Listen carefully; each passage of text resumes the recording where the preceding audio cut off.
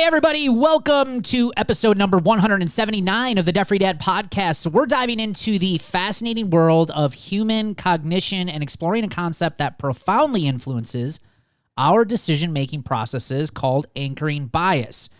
So have you ever wondered why our judgments and choices can sometimes seem irrational or skewed, or why it might seem so hard to break free from what you've always done, especially when it comes to, say, managing your finances? Anchoring bias provides us with a compelling explanation. It's a cognitive bias that affects our perception of information and influences the judgments we make based on that information. And today, we are going to be sharing how cognitive bias is affecting your finances and how it could be keeping you stuck and making decisions that are making your situation worse. Stay tuned. You're listening to the Debt Free Dad podcast with Brad Nelson. Brad and his co-hosts experience the anxiety of living paycheck to paycheck before learning the fundamentals of financial security. They are now on a mission to empower regular people to pay off their debt for good and enjoy happier, less stressful lives. Keep listening for inspirational interviews, tips, tricks, and practical advice to gain financial freedom.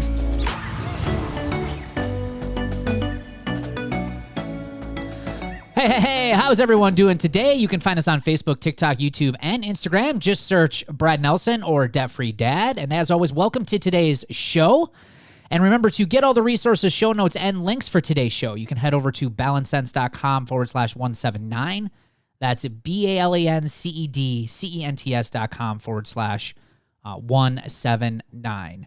So we had a big day yesterday here at the Debt Free Dad podcast. I shared a couple of images with the team last night, and we have hit some brand new records here at the Debt Free Dad podcast. Just want to share with all you amazing listeners out there over this past month. And as you guys know, we're recording these a little bit behind. So as you guys listen to this, it's probably 3 or 4 weeks from now.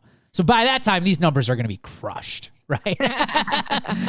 But in the last 30 days, we've had 11,000 downloads. In the last week, we had over 3,000 downloads of the podcast, which is really, really exciting. So I just really wanted to take time and recognize you guys as the listeners for showing up, listening to the show, sending a lot of the great feedback that you guys are sending over. It is awesome because we put a lot of work into this. And I also want to thank Ryan, Katie, Amber, and Chris because they put a lot of time into this as well. And it's just awesome to be able to see that it's helping so many people and it's really getting a lot of people started on this journey. And if you're wondering, like, okay, what do those numbers mean? Because when it comes to podcasting, like, is that good? And if you check out listennotes.com and you look up the Debt Free Dad podcast, we are ranked in the top 5% of all podcasts worldwide right now. 5%. That's really, really exciting. So, guys, congratulations. How do you guys feel about that? I mean, we're kind of famous now. Just everybody tell your friends, encourage them all to listen. Then the next thing that people will be saying is, Dave who?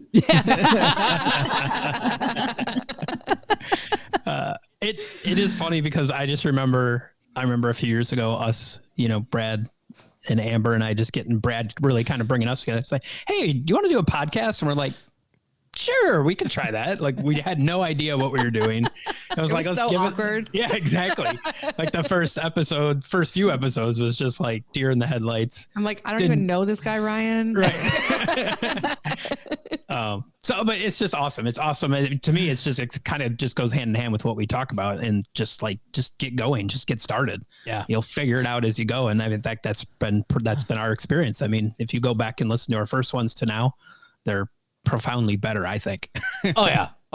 And I think definitely even just this year, adding Chris and Katie and getting the audience involved. And we've talked a little bit more about how we're going to get you guys more involved. And I think it's been great. And like I said, I think the most motivating part about it is that it's getting you guys out there listening to this to actually do some stuff, which is what the goal of the podcast is. It's not just to sit here and listen to it and then go about your life. It's like a lot of you.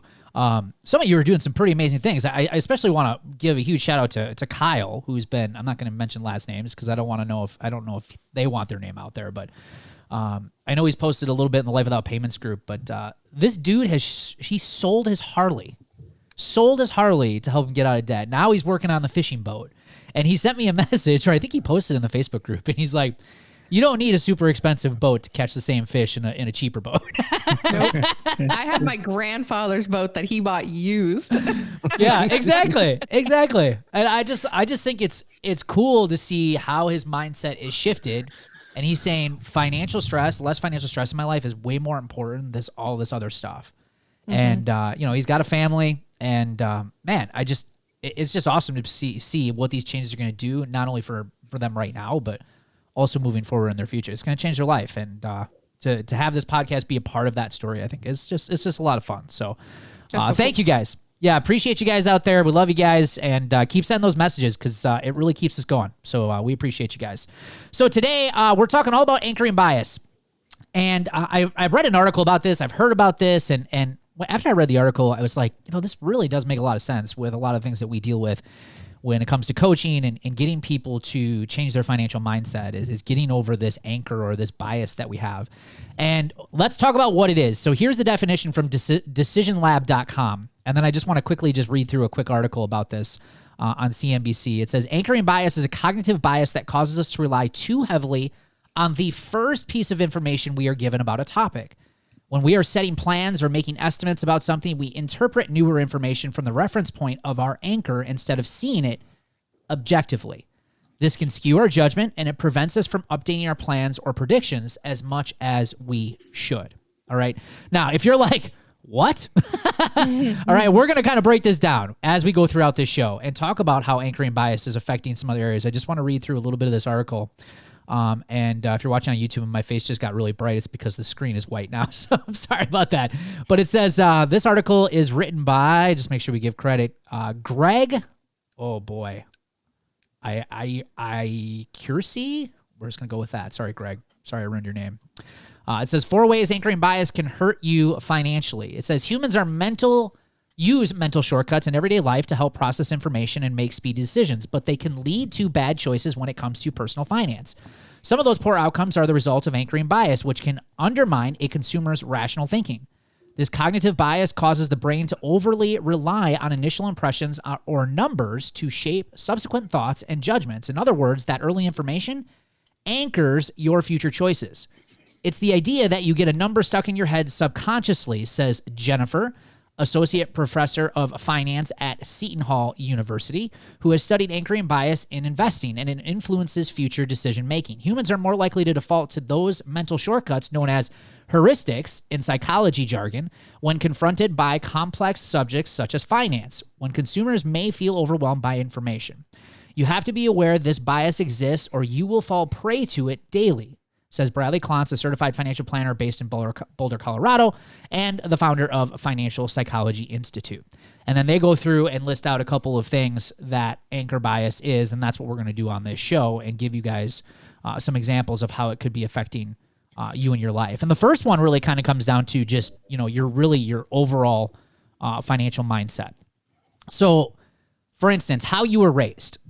Your anchor on how you were raised could be, we'll always be broke, right? That whole mentality of we're always going to live paycheck to paycheck.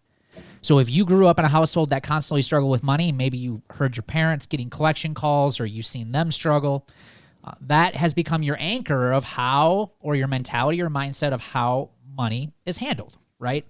Or it could be just the fact that you weren't really properly taught and you're just using some of those experiences, and that's your anchor of just how money's going to work. Or it could be the opposite. Let's say your parents lived an affluent lifestyle. So as a child, you're used to, a certain quality of life, right?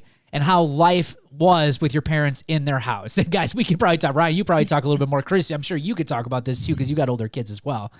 But, as kids, you get used to that way of life. And then all of a sudden you get out in the real world and it's like, I want to go back to mom and dad's, right?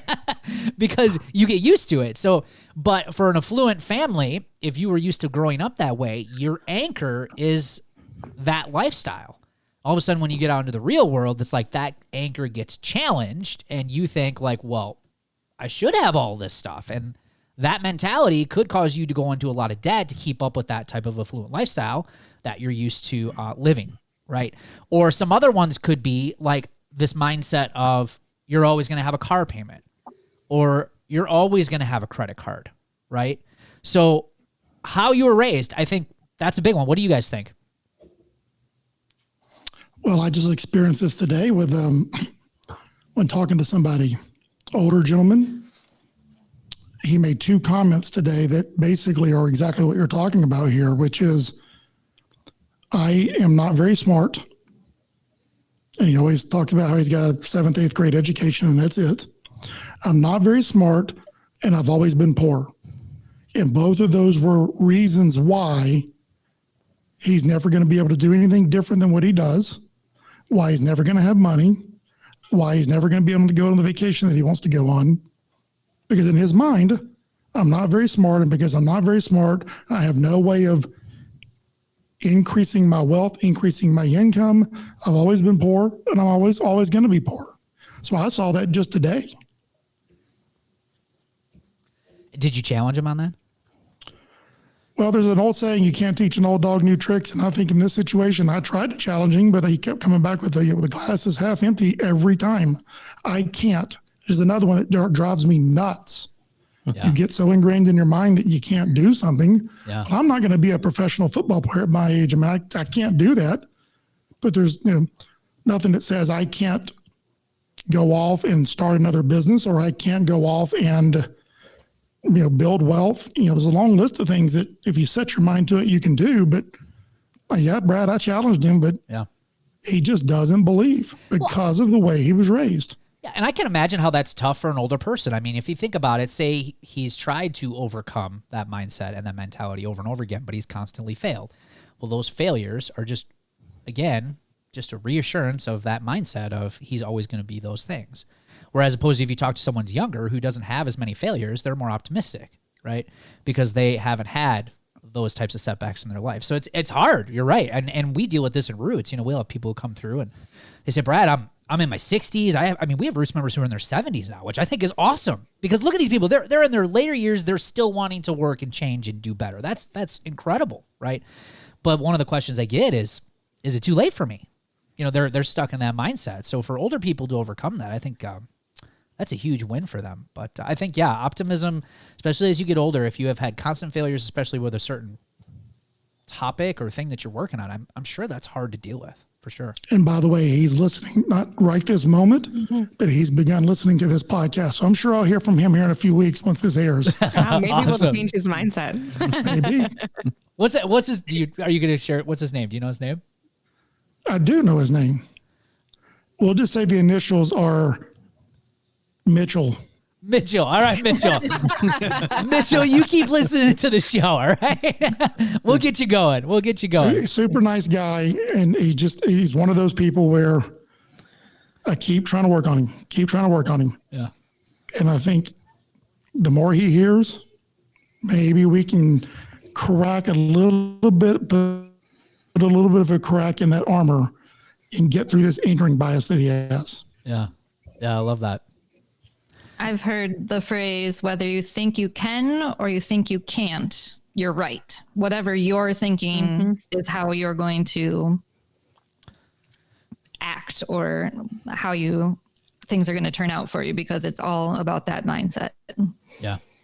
It's hard because, this is just human nature that they've proved it. Like this anchoring thing is not, you have to intentionally fight against it because we all do it. It's not like we're, here on this show, we're not, we're immune. We have to recognize it as well. Another area is social influence, anchoring to what everybody else is doing and what they have and looking at them as a comparison. I think, what was I thought I had it on my desk at one time. It's the Millionaire Next Door. Is it Tom Stanley who wrote that book? Is that one? Is Thomas Stanley? I think Thomas Stanley wrote The Millionaire Next Door. But there was another one, what's the other one, Ryan? How to Be Rich. You talked about that one before, I think, right? Or yeah, I can't remember the name of it. It's out. They're all on my bookshelf, and if I turn around, you're not gonna be able to hear me speaking to my microphone. But there was a study in one of those books. I can't remember which the one is, but it shows that people who live in certain neighborhoods, like if you live in a more upscale neighborhood, it's been proven that those people who live in an upscale neighborhood will spend more money than, say, living in an average neighborhood. And it all goes down to this anchoring, because you're anchoring and you're looking at the other people in your neighborhood, what they're driving, what they're buying, what their yard looks like, the stuff that they have, probably just socializing with them and keeping up with the Joneses, you're anchoring to that lifestyle. So who you hang out with, even who you follow on social media, what you see on social media, all of those become anchors. And when you see that information, you look at it as that, and you're saying that that's the norm. And then when you see new information, now you're like, it's hard for you to choose because you're constantly anchoring on that one. The other one is marketing. In the financial industry, this is a big one. The financial industry has done such a great job anchoring us to the idea of that payments and debt are normal. I mean, how many people just think that payments are just a way of life? How many people just feel like they're always going to have a car payment, or you're always going to have, a credit card, or debt's going to be a part of your life some way, somehow, forever. You're never going to get out of it. Well, that's because the financial industry has done such a good job at getting us to believe that mindset by anchoring us to getting a credit card when we're 18, right? I don't think credit card companies are allowed to go on campuses now, but when we were kids, when we were in college, credit card companies were all over college campuses trying to get you, early in on some of those products. And a big part of that is just anchoring, and it works. I still have my college credit card. Do you really? It's the same one, yeah. Yes. Is that the one you're using for your business? Yeah. That is incredible. Mm-hmm. Well, research shows that if they're the first to get their card in your hand, you'll be loyal for life. It worked. It's fascinating, isn't it?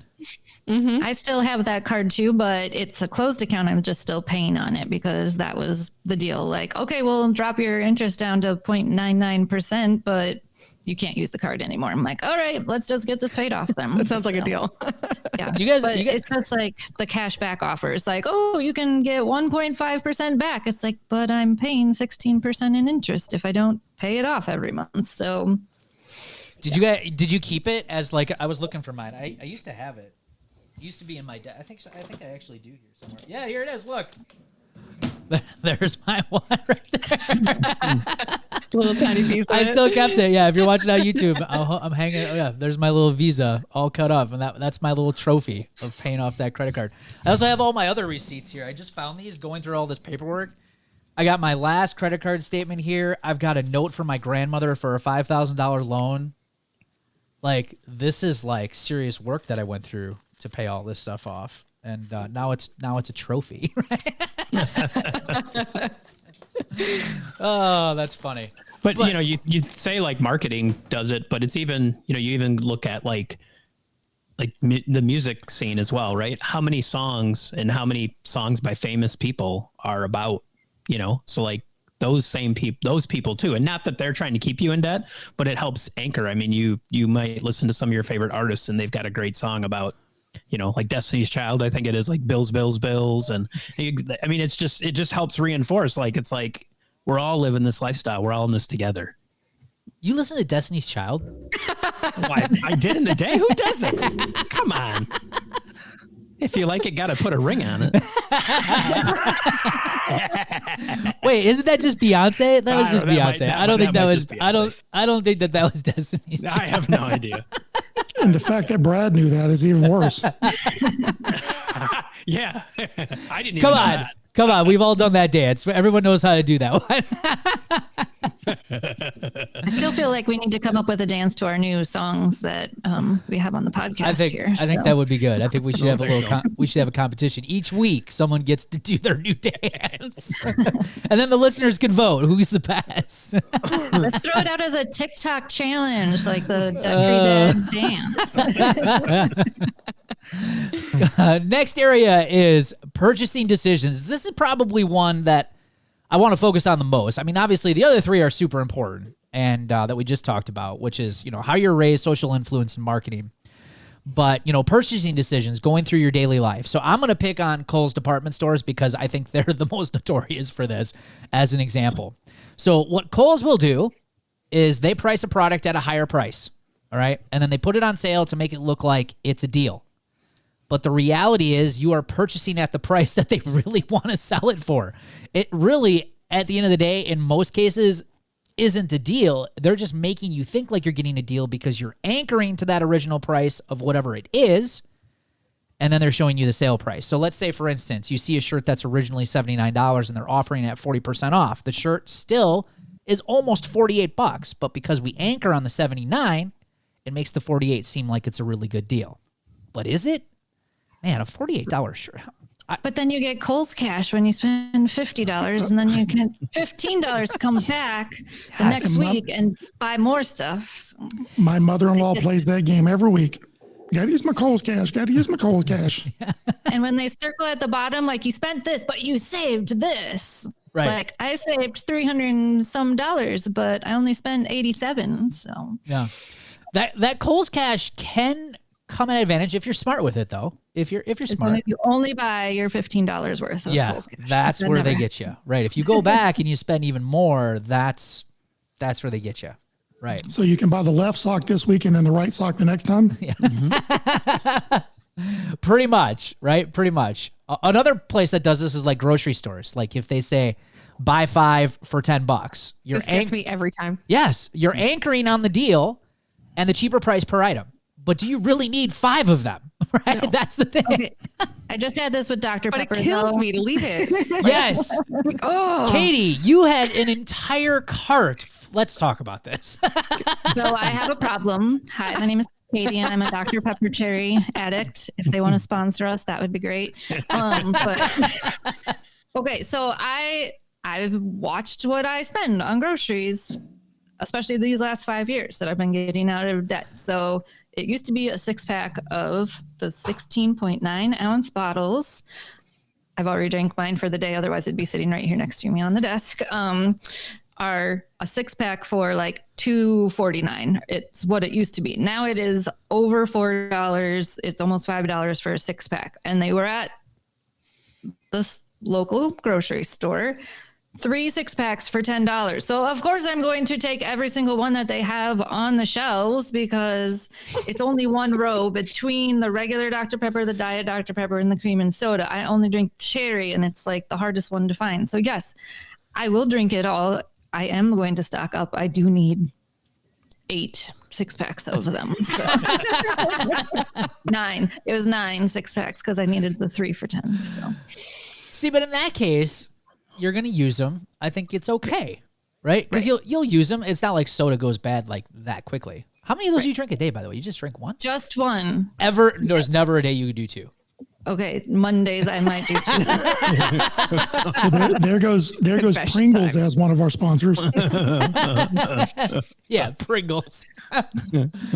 But yeah, so when you go shopping, you have to look at these as anchors. You know, are you really getting a deal? And so if you're focusing on just that first price or these deals, that's what you're anchoring to. And you're saying like, oh, well, I can't pass that up. Right. So it's getting you to potentially spend money. And retailers know this. Marketers know this. They know that this is a real thing that we go through, and they're using it against you. So you got to just be aware of it. Some other ones when it comes to mentalities is like, for instance, renting is a waste of money. And how many of us have heard this? And a lot of people feel this just because it's been told to them over and over again. Or people might only anchor on, say, like when they're buying a house, they only anchor on the mortgage payment, comparing that to their rent.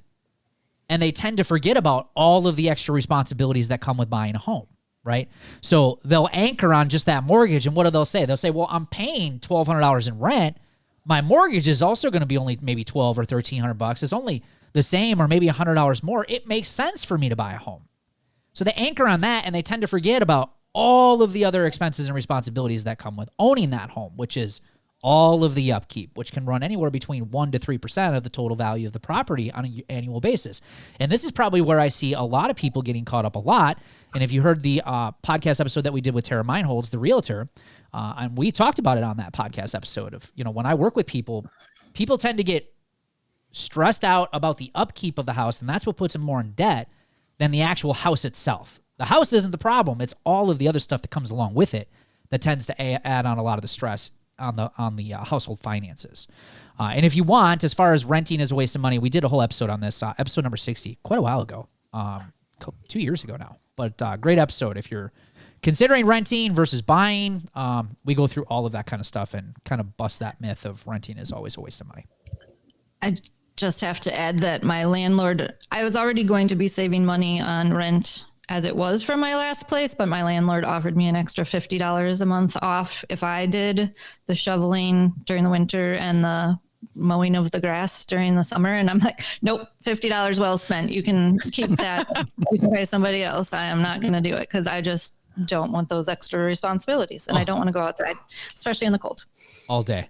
All day. All day I would pay that. Yeah. Put another 0 behind it and I'll consider it. Put another 0, I'll come up and mow your grass. Also, I told Brad this week, I have never in my life mowed the lawn ever. Yeah, so I've either had my dad or my sister did it when I was younger, and then I've always lived somewhere that somebody else took care of it, the maintenance guy or the landlord or whatever. Oh. So I'm like, I have never mowed. I know how to snow blow. I have used a snow blower, but never mowed grass. Katie sends me Come down here. I got 4 acres you can help me cut every week. Wait, I thought you had goats though. I thought you were getting goats. Remember we talked about that. You're going to get some goats to help you cut your grass. No, that didn't work out. Well, I need to go get them, I guess. Yeah. But anyways, yeah. The problem is I got to put a fence up. So now we're anchoring here. I don't think about the cost of the fence and the feed and veterinarian bills. If you can get milk and Oh, yeah. Anyway, so that conversation came up because Katie sent me a Happy Father's Day, and it was her cutting grass. I'm like, so are you going to come cut my grass? It was an emoji of me cutting the grass. There's something therapeutic about cutting the grass, though. I like it. I like it. Very. It's just, you're on your own. Right. Yep. Was that you, I Ryan? don't mind it at Did all. I just get a... We've had friends that are like, your kid should be cutting the grass. Like I tried to show my kids cut the grass a number of times, and I'm just like, it's not straight. You're doing it wrong. Get out of my way. I like doing it. I don't want I agree. Like it is my happy place. It's weird, but it is my happy place. It's mine as long as I'm riding, not pushing. Yeah. Next area is credit scores, guys. And this was probably it's probably the biggest one for me.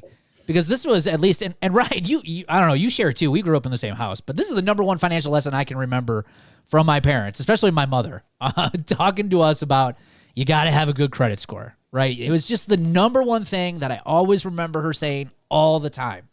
And it was so hard for me to break away from this mentality. It took forever for me to finally just give it up. But we anchor on that because, again, this was a big one. It was how I was raised. I'm looking to my mother, who I trusted. She loved me. She took care of us. Like, how could she be wrong, right? And so she's telling us this as we're kids, and I hear her yelling at my older brother Mark about it. I hear her yelling at Ryan about it, right? And then it's my turn, right? So you just hear about it all the time. And then when I was an adult, I focused on a credit score. I had a great credit score. And in fact, I was so proud of it because I was like, well, that just give me anything I want. I must be doing so well. But here I was broke, living paycheck to paycheck. And but yet I was still thinking I was doing well because I was so anchored on this mentality of having good credit. And that is the reality for a lot of people out there because I get way more questions as a financial coach. Chris, and maybe you could speak to this when you were a financial coach, but I get way more questions about credit scores than, say, how to build my net worth or how to save more money or how to actually have some freaking money in the bank, right? And if you look at the situations that are happening in the world, you look at when we went through COVID, you look at inflation, you look at all this, are people running around with their hands in the air saying, oh my God, I need better credit? No, they're like, I need freaking money. That's what I need, right? I need some money in my bank account. I need less debt. And I'm here to tell you, your freaking credit score ain't going to help with any of that, right? So, but we're so anchored on it, it's just hard for a lot of us to break away from that. I remember going. Yeah, I mean, it's still, I'm not even doing financial coaching anymore, but it is probably the number one thing that I hear from adults. Or you read on Facebook groups, or you read comments to articles, you hear people talking about, is got to get my credit score up. And it still breaks my heart. You've already mentioned this, and I've said it a billion times, and I'll keep saying it. Who cares what your credit score is? What's your net worth? Yeah. It's a much more important number to focus on. Much more important number. But yeah, there's other anchors you get with credit scores, like, oh, well, you get better rates on your insurance. You get better this, you get better that. Okay, focus on building your net worth. Forget about all of that. And this is, to me, one less thing to worry about. But people just, I don't know where I'm going with this. It's in my mind. I don't want to word this, but it's just focus on something that is going to help you in the long run retire. Help yourself do something in the long run that's going to give you peace of mind. Get yourself out of debt. Don't have payments to banks, and then you can save, you can invest more, and with that comes comfort, peace that no credit score is ever going to give you. I hope that sort of makes sense. Mm-hmm. And I mean, when I first started with Roots, I was determining, do I pay my grocery bill or do I pay my credit card? And Brad said, it's okay to miss one payment. I'm like, okay, for 1 month, I'm not going to pay my credit card, but it was like, but my credit score. And then now that I've paid off over 116,000, I can't remember because 116,959 was my last number. In debt, my credit score has almost gone up 170 points. So, I mean, it does work in the long run, but I don't even care about that. The only reason I check my credit score anymore or my credit report is to make sure that nobody is trying to steal my identity. Like, good luck, losers. There's nothing there for you. So, but yeah, so I would rather have money in the bank all day long than worrying about my credit score. Ryan, do you have anything to add on that? I know I thought you had something to say. No, I just remember years ago, we always had a great credit score. I mean, we were broke, we barely had $50 in the checking account sometimes, but we always had a great credit score. And I remember going to buy a car. It's years and years ago. And I remember going in, our credit score was mid 700s and they denied us. And I was just like, what? I'm confused. My credit score is amazing. Why am I getting denied? And then that's when it's just because we put all this emphasis on having such a good credit score, but there's a point when if you're leveraged enough, it doesn't matter how great your credit score is. You're not gonna be able to borrow any more money. Like you can't go buy a house or go to the car dealership and get a car. There comes a point when your debt to income ratio is so out of whack that they're like, no, we can't borrow you money. Yeah. But I just totally didn't get it because I at the time it was just credit score. Always have a great credit score. And we always did. And then that was the time when that was kind of a wake up call for us. Like, oh, so it does matter. But then at the end of the day, it doesn't matter. It doesn't matter how great my score was. I wasn't able to buy anything. Yeah. Mm-hmm. Yeah. It's fascinating to me. Like you said, Katie, how your credit score has gone up. We see that in Roots all the time with our members and this is the crazy thing, you guys, we don't even focus on credit scores in Roots. We have like such a small little area that we talk about it very briefly. And that's it. We don't talk about, but I can't tell you how many people see their credit scores raised because they actually start managing their money well. And so if you're someone who's like really concerned about your credit, you almost get the best of both worlds by focusing on, like what you said, Chris, focusing on net worth, getting out of debt, reducing your payments. If you're getting good to the point where you play the game like Amber does. Thanks. Sorry, I just had to throw you under the bus a little bit. Hey, I'm doing it in my business too now, right? So, I mean, it's like if you get to the point where you have the discipline to pay some of that stuff off, you can have the best of both worlds, right? But if you're just so heavily focused because you're anchored so heavily on this credit score, you ignore everything else. You're going to be broke living paycheck to paycheck forever. And that's just no way to live. So you got to challenge the anchor, which is credit scores. Credit scores are not the only thing, and they certainly aren't the most important thing. In fact, in my opinion, they're on the lowest end of the totem pole when it comes to all of this stuff. Go ahead. Sorry, Kay. I was going to say, we call it, I'm really good at debt number. Like that's all that it means. And honestly, I see it, guys post their credit score in their online dating profiles, and I'm just like, left. What? That's weird. Well, they want you to know that they have money or whatever. And I'm like, nope. Wow. That is awesome. Wow. Oh, that is interesting. We're going to do a whole episode just on online dating. I can't wait. Nothing to do with. This is Ryan. He works at the bank and he has an 822 credit score. What would you do on your date? This is Chris. He has no idea what his credit score is, nor does he really care. He must be a bum. But isn't that... You had no credit score for a while, and you bought a house. No, I didn't have any credit. But doesn't that show how messed up? Doesn't that show how messed up this is? Like, even when you're dating, people look at that as like a thing. Like, really? People are so out of touch with what real financial health looks like. That is such... Oh, my God. Oh, that's funny. Appreciate that. Oh, that's funny. That is so funny. Oh, I can't. This is gonna be an interesting world I'm walking into. Don't put your credit score in your dating profile. Let's talk about 3 other areas real quick because we are right up against it on time. You look at things like credit cards. You know, always saying that you need a credit card for emergencies. We just did a whole episode about, you know, earning points and rewards. You anchor to the idea that you are winning with credit cards because credit card companies have sold this so well that you would be dumb not to use a credit card to leverage points and rewards and get those cashback opportunities, right? So we anchor on that like, I'm being smart. These financial guys know what they're talking about. This is the way I'm supposed to do it. You might have seen some other successful people do it, and now you're doing it, but yet you're not paying that credit card off every month, and you are paying way more in interest than you're earning in points and rewards. Like we just talked about, Amber, you have your first card. You're anchored to your first card, right? Are you not anchored? You have a hard time giving that up, don't you? Yeah. I mean, it's attached to the bank I use. It's very easy. It's convenient. It's hard to think about changing it for sure. Do you feel like you have a relationship with it? I mean, not. I wouldn't go that far. Not like. What do you think? She sleeps with it at night or something? I mean, it does stay Amber. in my phone. I was going to say, don't you have it memorized? I do. So you have a relationship with it. I can buy anything anywhere. It's in my head.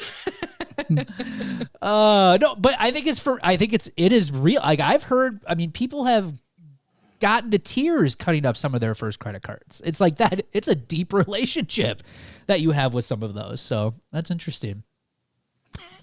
Chris, did you sleep with it?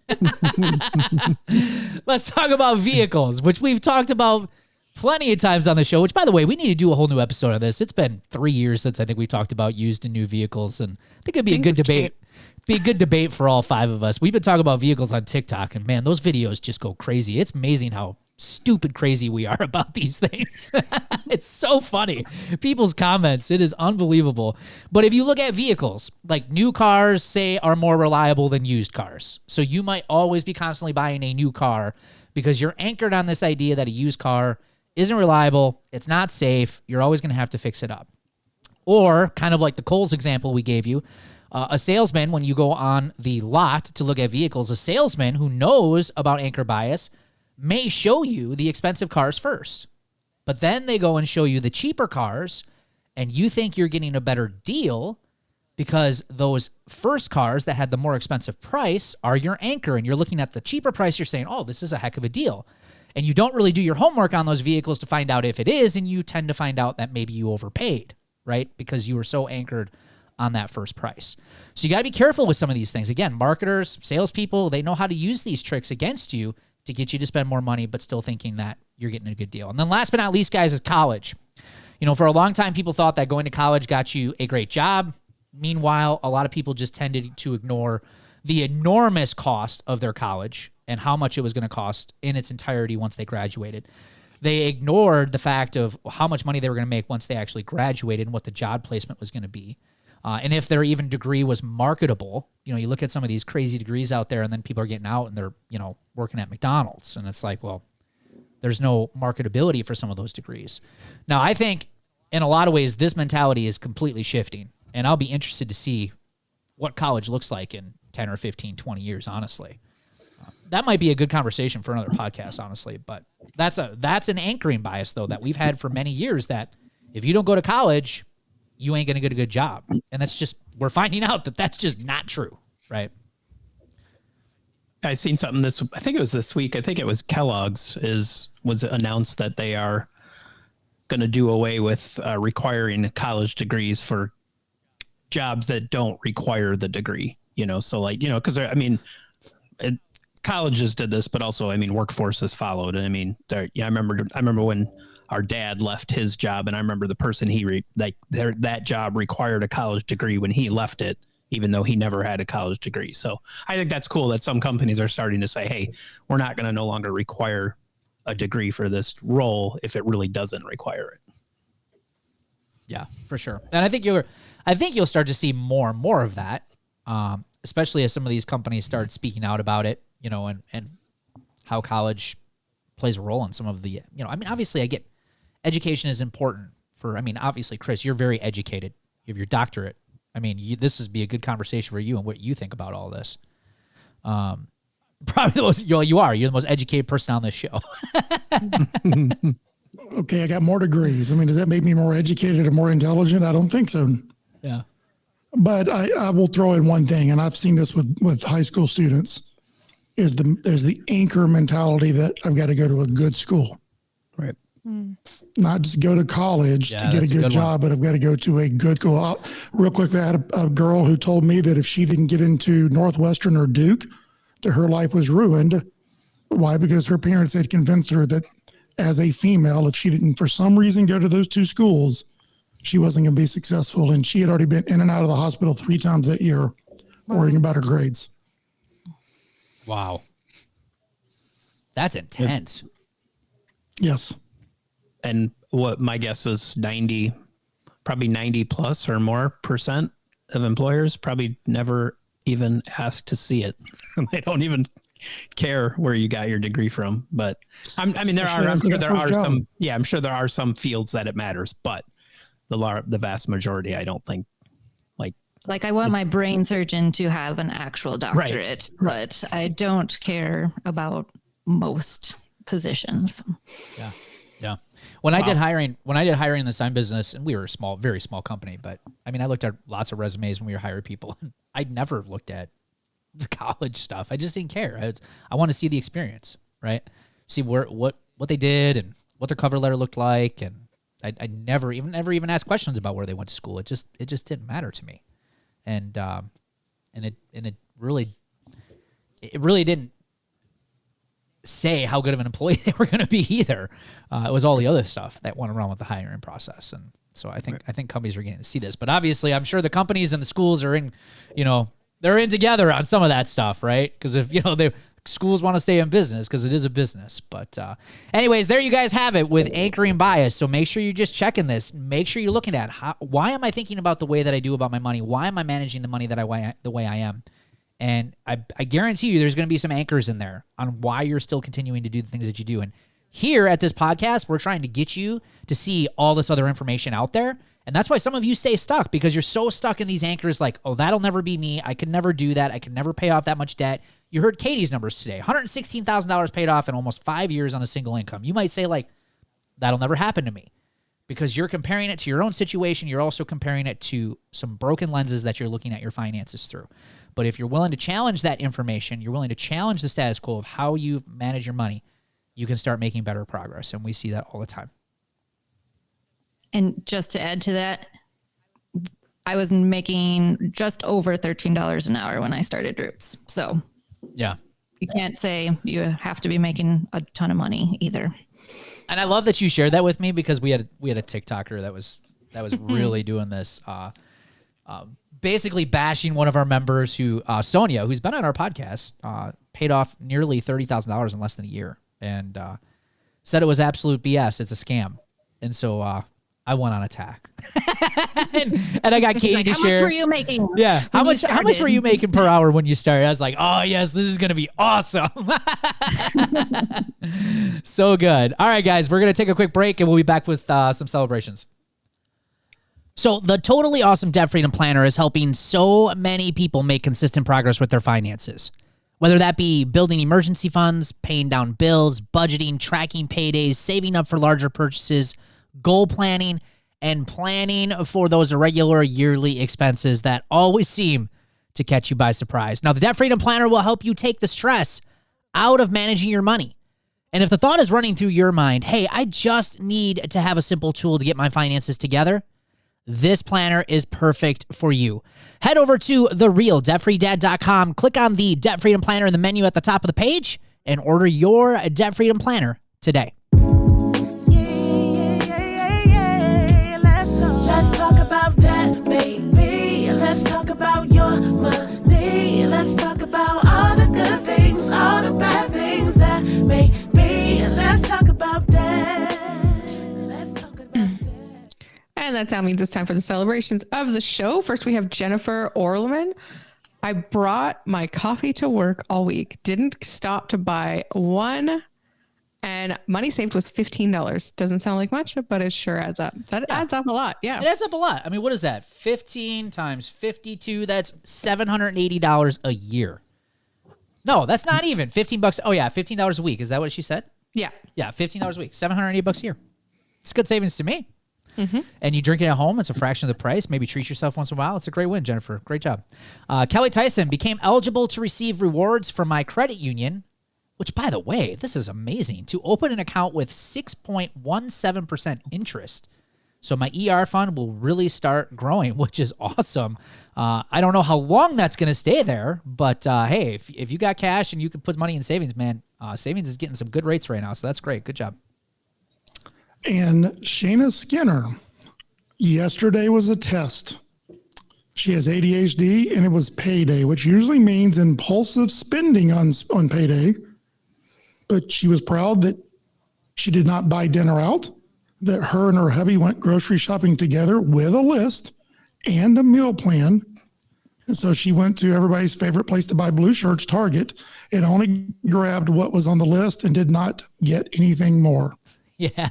That's a huge win. Huge win. It's an amazing win. Way to go, Shannon. Congratulations. And then Jenny Herkert, last night, they ate leftovers instead of ordering out. So she did better than I did last night because I went out. I was too lazy to cook. Yeah, that is awesome. Hey, how many of you are leftovers people, by the way? I'm a leftover person. Anyone else a leftover? Hey, Katie, you are? It's not my favorite, but Paul eat leftovers. Paul, you don't? Okay, so you don't like them. Not my favorite. There's a couple things I'll eat leftovers, but other than that, I don't want to touch them. Really? Yep. Ryan, what about you real quick? Yeah, it's sad. I'm the same. There's a handful of things I'll eat, but like my family, like my wife and kids, they'll eat it, but I'm not a big. My wife's aunt used to call it used food, so, so I'm not a big used food eater. If I'm making spaghetti, I know I am making that for like the next 4 days. That is what I am eating. Yeah. So. Yeah, That's what Paul eats. And I'll eat that. Yeah. I don't care. I'll I'm eat gonna it. try that I'm going to try that on the car lot next time. I'm going to say, well, that car was here yesterday, so it's used. Yeah. Yeah, there's some people that, like, I have friends that I camp with, Rick and Aaron, they are not leftover people, and when they're done eating, they literally throw the food away. I'm just like, what in the heavens are you doing? Like, I will eat this. And then they sometimes give it to me. But yeah, it's fascinating to me. That's just so weird to me. What don't you like about it, Amber? I just want to know. Some things just can't be reheated. Like what? Give me an example. Like, let's say, okay, I can do chicken if I throw it in the air fryer, reheat it, but I cannot microwave chicken. There's just, it changes the taste. You need a steamer. Yeah, I mean, that's what the power level button's for. Turn the power level down and then go more time, and it comes out juicy and not dry. I don't even know what you're talking about. We need to have an episode of the podcast on how to use a microwave. That's it. The microwave has one setting. The 1, 2, 3, 4, 5. Power level. That's all Look I in the need. manual. This is going to be a new. Amber's got it on level 10. Comes out a piece of Amber, leather. I'm totally with you. I don't get it. Nobody in the family lets me heat. Like, if they want to heat something up, and my wife heats it up. I guarantee you, I asked Paul. He has no idea what a power level is either. Mine's So all of 10 you for out there 2 minutes, listening- and you're burning the roof of your mouth. That's what you're doing. Get on YouTube and YouTube how to use the power level button on a microwave. Those microwaves are pretty sophisticated nowadays. They do some pretty cool stuff. Apparently. There's some that are metal inside, and I'm like, can I put metal in the microwave then, or no? I don't- Yeah, Because our I still- camper one has metal inside. Yeah, I can't. It blows my mind. the anchoring of what I learned in science classes. Right, exactly. All right, we got one last one. It's Nancy Munoz. Another week of summer school is in the books. Extra money equals extra bills to pay off. Yeah, that is amazing, Nancy. Congratulations and Sorry, excuse me. Wow. Brad just hit puberty right there. No, I was there. 43, finally. All right, guys. Congratulations to all you guys who are working so hard at getting out of debt. And if you're just getting started with our podcast, or maybe you've been listening for some time and you're interested in how you can get started on the road to financial freedom, go visit our website at balancesense.com and sign up for our free Life Without Payments workshop, where I'm going to show you the first steps that have helped tens of thousands of people just like you and I kick financial stress and worry for good. We'll see you guys next week.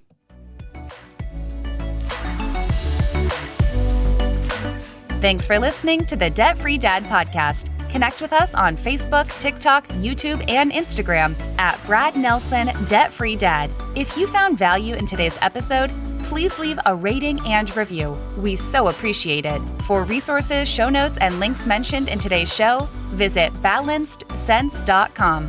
That's balancedsense.com. Catch you next week.